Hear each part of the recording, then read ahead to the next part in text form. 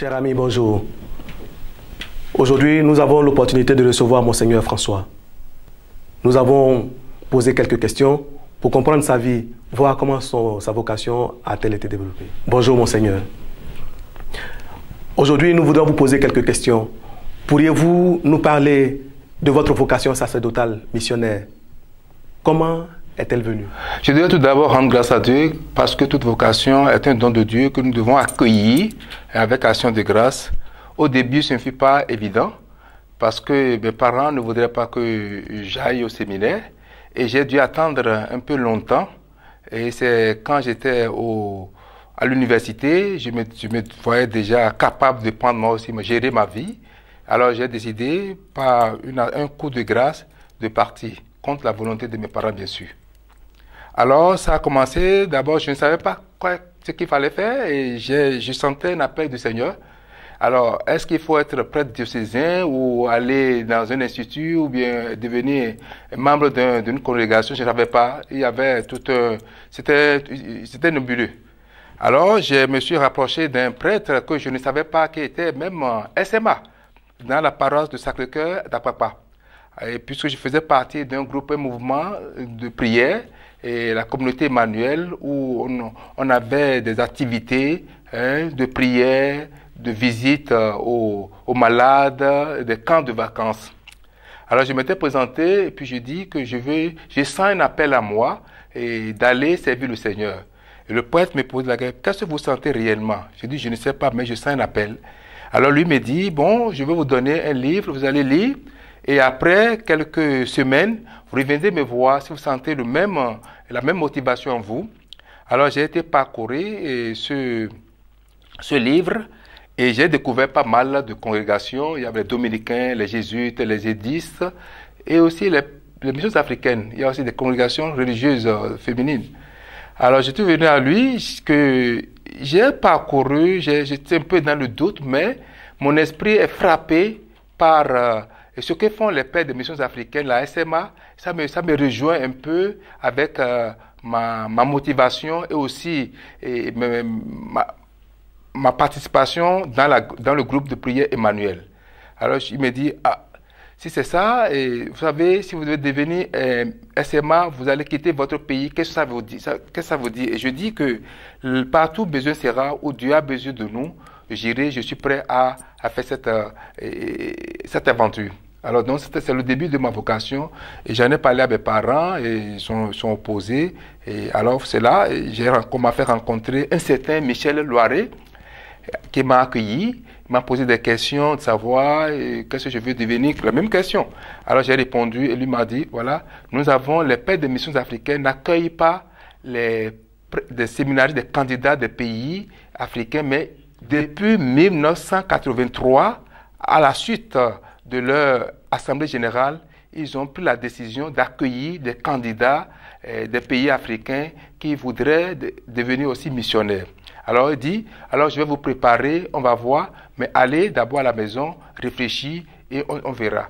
Donc c'est là l'aventure a commencé et les mois qui ont suivi, j'ai fait ma préparation et j'ai été admis à faire l'aventure avec la première promotion de la propédeutique en République du Bénin. Alors Monseigneur, vous nous parlez du Père Michel Loiret. Qui est-il? Voilà, et le Père Michel Loiret, qui a de mémorables mémoires puisqu'il vient de nous quitter, et il était alors le supérieur régional des pères des missions africaines en poste au Bénin en ce temps. Donc, s'il fallait rejoindre les SMA, il fallait passer par le supérieur, celui qui représente les SMA au Bénin, pour que cela se réalise. Donc, il était la personne en ce moment-là qui m'a accompagné, qui m'a accueilli, m'a accompagné. Il est pour moi, je dirais, mon mentor, c'est-à-dire celui qui m'a admis et m'a accompagné dans la SMA, dans mes premiers pas de missionnaire. Et en quoi consiste cette préparation avant de rentrer en propédeutique? Comme toute vocation et toute œuvre de grandeur, il faut se préparer spirituellement, et matériellement aussi, socialement et aussi dans la famille. Il fallait que je sois en accord avec ma famille, que mes parents, que je leur dise mon projet de vie, qui est une nouvelle aventure, parce que, pour ne pas aller trop loin, mon maman qui m'aimait beaucoup, il mettait son espoir en moi, il pensait que je serais la personne, puisque de tous mes frères, je suis la personne qui a fait des études et rejoint l'université, et déjà on attendait de moi quelqu'un qui va aider la famille à subvenir à ses besoins. Mais lui, il voyait en moi devenir peut-être un banquier ou un juge ou d'autres choses. Mais pour eux, devenir prêtre, c'est comme une perte pour eux en ce temps-là, voyez-vous. Mais après, ils ont compris que ma démarche était un appel, un réel appel authentique de Dieu. Qu'avez-vous découvert lors de votre formation avec la SMA? Alors, devenir SMA, c'est d'abord, comme on le dit, je voudrais citer notre fondateur, c'est être, il dit, devenir missionnaire du profond de son cœur, hein, et d'aller porter la bonne nouvelle aux plus démunis. C'est-à-dire quitter son pays et s'abandonner à la volonté de Dieu pour apporter la bonne nouvelle à ceux qui en ont besoin d'accueillir et d'écouter. Parlez-nous de votre expérience en tant que jeune missionnaire. Et quand j'ai été ordonné, on m'a demandé, voyez-vous, puisque j'ai déjà fait mon stage au Nigeria, 4 ans de formation, ça fait 5 ans. Comme tout jeune candidat SMA, on a toujours envie de voyager parce que c'est toujours pour aller découvrir d'autres choses. Alors on m'a demandé, est-ce que vous aimeriez aller dans le nouveau et le tout nouveau vicariat apostolique de Kontagora qui vient d'être créé, et le vicaire apostolique en ce moment, c'est un SMA irlandais. Alors j'ai réfléchi, je me dis, mais ce n'était pas mon choix. Si je devais choisir moi-même, j'aurais choisi d'aller ailleurs. Mais le supérieur général qui vient, qui nous voit au séminaire, qui demande, je dis, mais mon père, si c'est ce que vous voyez pour nous et pour moi, je suis prêt à aller là où vous m'enverrez. Et j'ai passé 6 ans dans le vicariat apostolique de Kontagora, parmi les Kemberi, parmi les Gungawa, parmi le peuple Haoussa. Mais je peux vous dire que ce fut mes années d'or. J'ai été accueilli par un grand frère qui m'a fait confiance. Et moi aussi, j'ai saisi sa confiance. Et tout de suite, je me suis mis à apprendre une autre langue qui est l'Haoussa. Alors, puis ce n'est plus là, ce n'est pas l'anglais que j'ai appris, que je pensais que j'allais mettre en œuvre, mais j'ai déjà, moi, quand même, une petite base aussi en anglais. Alors, je m'étais mis à apprendre l'Haoussa, et il faisait chaud. Et la chaleur a contribué à quelque chose, on dit malheur. Bon, la chaleur qui faisait, on ne peut pas faire la sieste. J'étais habitué à faire la sieste, et je passais mes temps de sieste à aller avec les enfants de village, des petits jeunes de 10 ans, 9 ans, qui jouent. Alors, je veux jouer avec eux, et eux, en même temps, ils se moquaient de moi parce qu'ils me disaient, mais un Africain qui ne sait pas parler leur langue, ça fait bizarre. Mais là, et alors, petitement et petit à petit, on a commencé par faire l'apprentissage. Et au bout de 6 mois, je suis devenu l'interprète de mon curé qui m'a accueilli. Alors là, il en était vraiment, il dit, mais vraiment, tu fais bien. Donc c'est là que j'ai appris la Hausa, qui est la langue liturgique de ce vicariat. Et ce qui m'a le plus, que j'ai retenu le plus, et que je garde encore, c'est que j'ai fait ce qu'on dit l'expérience de la dignité humaine, l'expérience de la simplicité humaine, l'expérience de l'accueil des pauvres, des gens qui sont pauvres, mais qui vous accueillent. Et quand ils ont senti que moi j'étais aussi là pour eux et à faire l'aventure de Dieu avec eux, ils m'ont accueilli et ça a été une très bonne expérience. C'est la base, c'est le départ. Vous savez, quand vous voulez bâtir une maison et que la fondation est solide, est bien posée, le reste évolue bien. Voilà, donc j'ai fait 6 ans et là, quand je partais, on m'a dit de partir. Eh bien, le peuple ne voulait pas me laisser partir et moi aussi, mais il fallait s'arracher. Il faut s'arracher, c'est ça la mission. On dit, nous, SMA, vous fondez quelque chose, mais les gens ont fondé avant vous, vous arrosez, on vous dit de partir, soyez toujours prêts à partir. Monseigneur, parlez-nous de votre expérience en tant que conseiller général de la SMA. Et vous savez, en 2013, les pères des missions africaines, ils ont eu leur assemblée générale et j'ai été invité pour un service ponctuel. Ça a toujours été comme ça. On m'a demandé de venir pour être traducteur pendant l'assemblée. Je n'étais pas délégué, loin de là. Alors donc, nous, on était traducteurs. Mais quand est venue l'heure des élections, alors, je ne sais pas, par la providence, mon nom s'est retrouvé sur la liste de ceux qui pourraient être élus pour former l'équipe du conseil général. j'ai été surpris, c'est une surprise agréable. Et j'ai saisi aussi cette surprise parce que je m'étais dit que il faut retourner au Canada quand on a besoin de moi. Mais aussi, c'est une confiance que la SMA met à moi. Si on a voulu que mon nom soit sur la liste et que les gens, les confrères votaient pour moi, c'est une confiance qui prend place à moi. Il ne faut pas, quel que soit ce que nous sommes, nous devons toujours répondre à l'appel parce que la SMA, c'est l'Église qui m'appelle à travers la SMA. Alors j'ai accepté de faire partie de cette équipe, de cette nouvelle équipe. Et voilà, l'aventure a continué. Je vous dis qu'on forme une très belle équipe avec le supérieur général Fortna, et le vice supérieur, et Tony. Fortuna, c'est un Irlandais, Tony, un Italien, puis Rosario, qui est un Indien, et moi-même.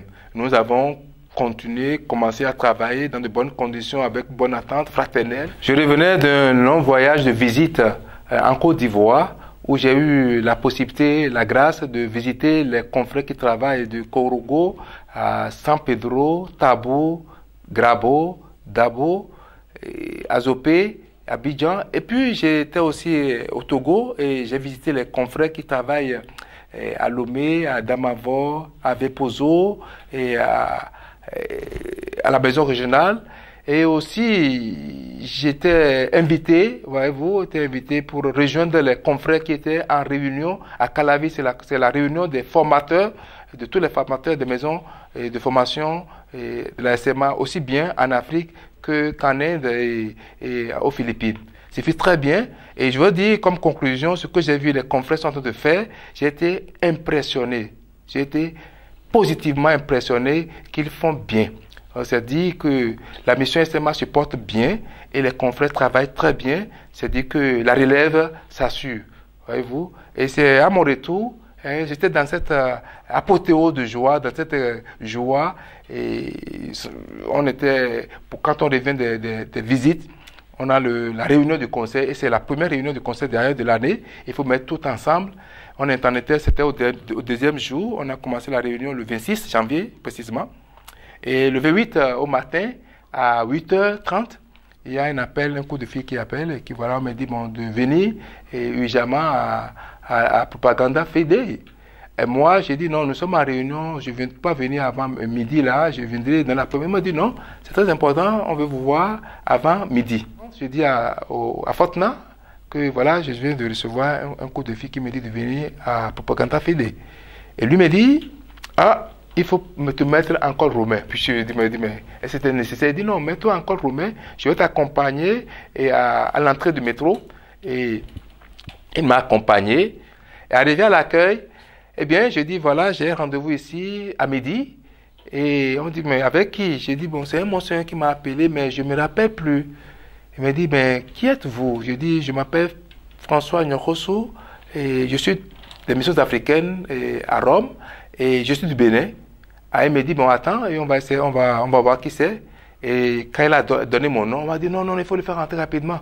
Alors, on m'a introduit, et puis voilà, j'ai été accueilli avec beaucoup d'attention, beaucoup de respect. Il y a un évêque qui rentre, un évêque, un Vietnamien, Von Thai Silvio.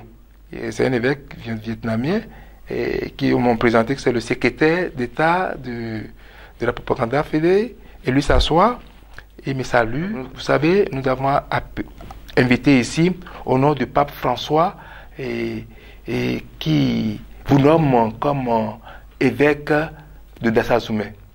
Quand j'ai entendu ça, j'ai fait au moins 2 minutes de silence.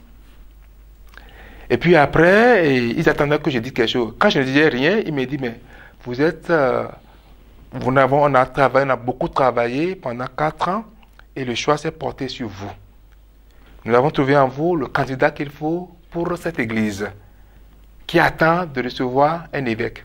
Et on parlait en anglais, évidemment. Et il me dit, vous avez le choix, vous avez de dire ce que vous pensez. Hein? Quand elle a dit ça, je n'ai encore rien dit jusque-là. Et spontanément, je me suis levé et puis je me suis mis à genoux devant. Et c'était 3. J'ai dit, avant de répondre à une telle nouvelle, je voudrais d'abord qu'ils prient pour moi. Alors, ils ont prié sur moi. L'évêque a imposé ma main sur moi. Il était surpris que je m'agenouille devant eux pour demander leur... Et après, je dis, ben voilà, c'est une grande nouvelle qui me dépasse. Et ça me dépasse. Et je viens d'arriver à Rome et je travaille dans un conseil. Il nous faut 6 ans. On n'a pas encore fermé 2 ans. Mais j'appartiens à une société, à une congrégation missionnaire, de vie apostolique missionnaire. Et je suis membre de cette société. Mais aussi, je respecte beaucoup l'Église et j'ai un grand amour pour l'Église. Et j'ai aussi un grand amour, une grande affection pour le pape François. Si c'est l'Église, que c'est le pape François qui m'appelle à travers l'Église pour cette fonction qui me dépasse, que je ne pourrais assumer moi-même, j'accepterai, mais avec leur soutien et aussi avec le soutien de ma société, la SMA. Alors j'ai dit, bon, et voilà, et j'accepte, pas comme un titre qui m'est donné, conféré, mais comme un service que je voudrais rendre avec humilité, mais pas seul. C'est la charge avec mes confrères, cette famille à qui j'appartiens, dont je suis fier, c'est avec eux que je vais assumer cette responsabilité. Ayant dit cela, il m'a embrassé longuement. Il m'a dit, nous sommes fiers de vous et nous voyons déjà les signes que c'est Dieu qui vous appelle. Votre geste de tout à l'heure nous a beaucoup touchés et nous voudrions que vous écriviez une lettre au pape et exprimez tout ce que vous venez de dire et ce que vous venez de faire. Et après, ils m'ont accompagné vers le cardinal Filoni, qui m'a aussi accueilli de manière avec grand sourire. Il m'a brossé le tableau de l'église du Bénin, avec les éloges, que c'est une grande église, une église vaillante, mais qui travaille des moments aussi difficiles. Et que si on vous a choisi, on a travaillé beaucoup, on a vu que vous êtes la personne qu'il faut pour rassembler les prêtres là-bas, pour redonner encore du dynamisme et la joie à cette église. Nous avons confiance à vous, n'ayez pas peur, nous serons derrière vous. Et ils m'ont donné des conseils pratiques, vraiment sages et positifs. Et voilà, on a célébré, bon, on me dit, le cardinal me dit, mais maintenant, on vous appelle Excellence, Monseigneur François Nyorosu, le nouvel évêque de Dessazone. Ça m'a beaucoup touché, ça m'a beaucoup frappé. Et je sais que vraiment, c'est un choix de Dieu. Je n'en suis pas digne. Ma dignité, c'est dans l'humilité, la confiance en Dieu et à la Vierge Marie. Alors donc, je demande à toute l'église du Bénin, à tous les chrétiens du Bénin, non pas seulement du Bénin, de l'Afrique de l'Ouest, aussi de tous mes confrères, à tous mes confrères SMA qui m'ont accompagné, qui continuent de m'accompagner, jeunes et grands et anciens, d'être avec moi parce que, au fait, cette mission, ce n'est pas la mission de François, c'est la mission de Dieu, c'est la mission de la SMA. Parce que c'est la SMA qui est envoyée en mission dans mon pays, mais c'est la SMA qui est en mission. Et c'est comme ça que j'accueille cette nouvelle. J'accueille ça avec beaucoup d'action de grâce et beaucoup d'humilité. Je le dis, ce n'est pas des mots qui sont jetés en l'air, beaucoup d'humilité, mais aussi avec beaucoup de confiance et de courage. Car quand on est seul, on est désemparé. Mais quand on s'est entouré, supporté par des confrères, des gens qui vous portent, ça fait quelque chose. On se dit, l'aventure est possible. Et on fait l'aventure. Et Dieu aussi sera avec nous pour nous aider à accomplir et à faire sa volonté. Merci Monseigneur pour cet entretien. Pour notre part, nous vous souhaitons beaucoup de courage et de succès dans cette nouvelle fonction. À bientôt.